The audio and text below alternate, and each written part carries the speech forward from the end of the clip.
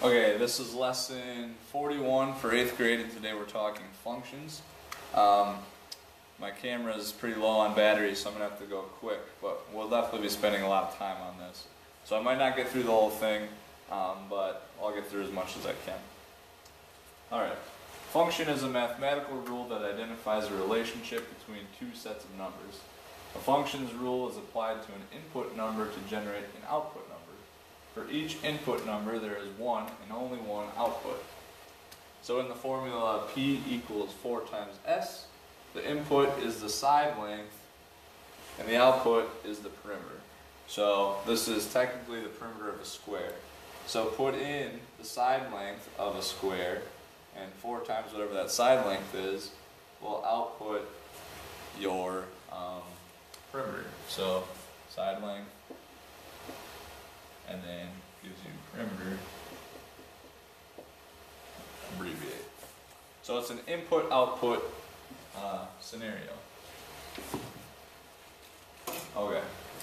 A function may be described with words or expressed with an equation, as in the formula for the perimeter of a square. We may illustrate functional relationships in tables or in graphs, which we're going to do a lot of. Alright.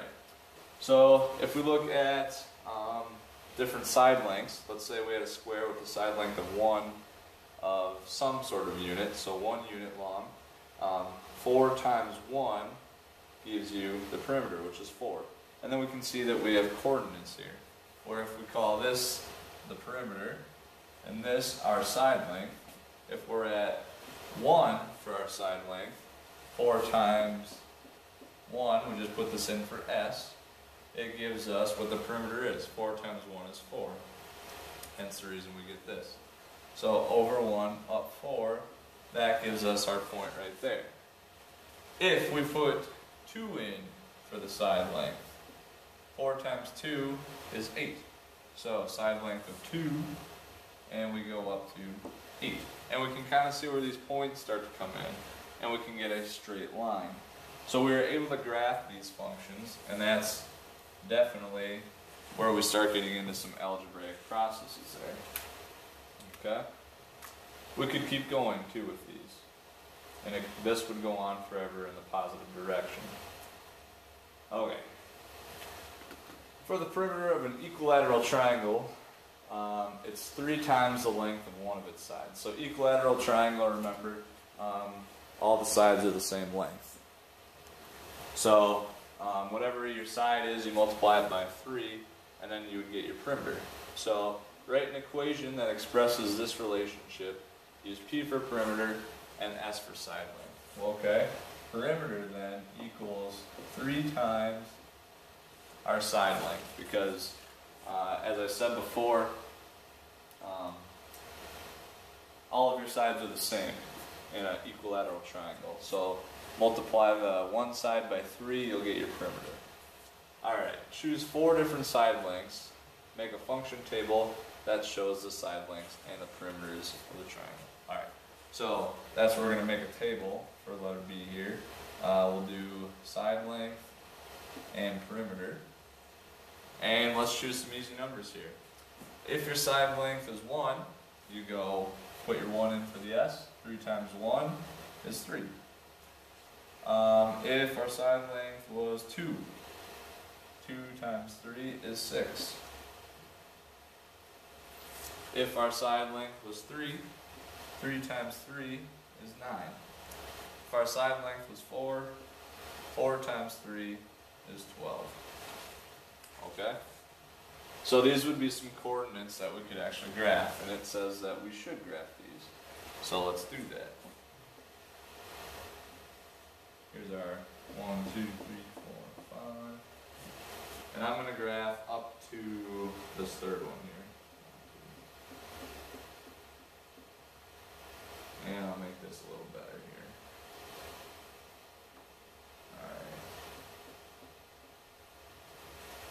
Alright. Okay. This would be our side length.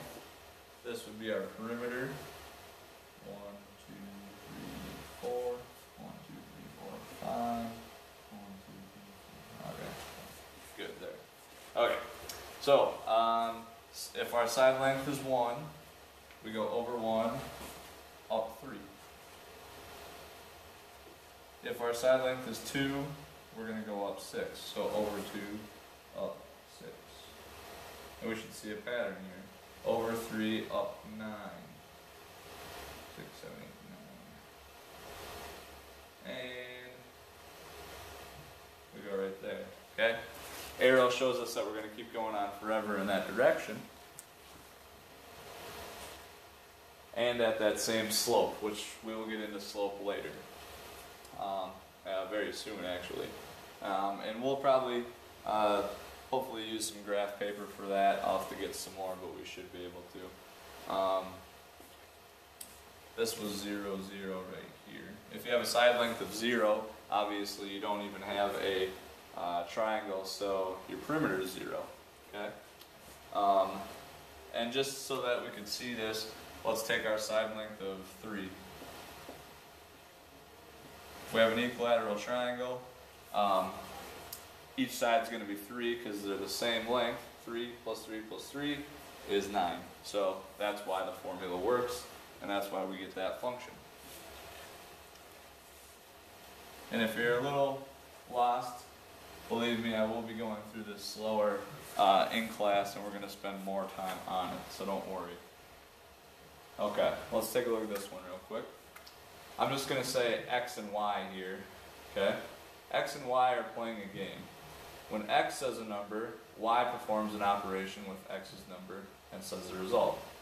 The table shows 4 numbers, x, said, and y's reply. Oh, four numbers that x said, and then y's replies to those. Describe the rule y uses and write the rule as an equation. Then we could graph these. I don't know if I'll graph them just yet, but let's at least look at the rule. Okay, so x says a number, then y replies with a number. Okay? Okay. Alright, so looks like from here to here, we're looking for a relationship. What happens each time x says a number? Looks like we're adding 2 to all of the x's to get y. Okay? So here's how we would show this. Y equals then x plus 2. Because anytime x says a number, y is going to add 2 to it. Let's see if this makes sense. X plus 2. Or if x says 2, 2 plus 2, we get 4. How about 5? If x says 5, 5 plus 2 is 7. Let's say 4. 4 plus 2 is 6. So it does work. That would be our equation, and we'd be able to graph those points just like we did in the last one. We'll be doing that tomorrow, okay? Okay. One thing we need to go over, we went through these 2 examples already. Perimeter equals 3 times s for an equilateral triangle. Y equals x plus 2 for that example we just went over. Okay? We have something that we call linear. If all the input-output pairs of a function fall on a line, then the function is linear. Okay? The functions in examples 1 and 2 are linear functions. However, there is an important difference between the functions in example 1 and example 2. Notice that the ratio of output to input in example 2 is not constant. Okay? So these do fall on a line, both of them, and we'll graph those both tomorrow. We graphed this one. So we had our input, output, and then they did a ratio of output to input, output to input. And we can see here that each time we did this column, 3 over 1 gave us 3 over 1. 6 over 2 gave us 3 over 1. 9 over 3 gave us 3 over 1. 12 over 4 gave us 3 over 1. This is what we would call proportional. This still gave us a line, but output over input gives us 3 over 1 here, 3 over 1. 4 over 2 for this one, which is 2 over 1. 5 over 3 for this one. 6 over 4, 3 over 2. So we're getting different ratios it's not constant. So when we don't have that constant between the ratio of input to output, we call that not proportional. Alright? This means the relationship of perimeter to side length is proportional, but the relationship of Yolanda's number to Xavier's number is not proportional. Graphs of proportional functions have these two characteristics. The function is linear, and the points are aligned with the origin. So basically, your line has to go through the origin, and you have to have a linear function or line. Okay, we're going to go over these ones tomorrow, I think. Yep.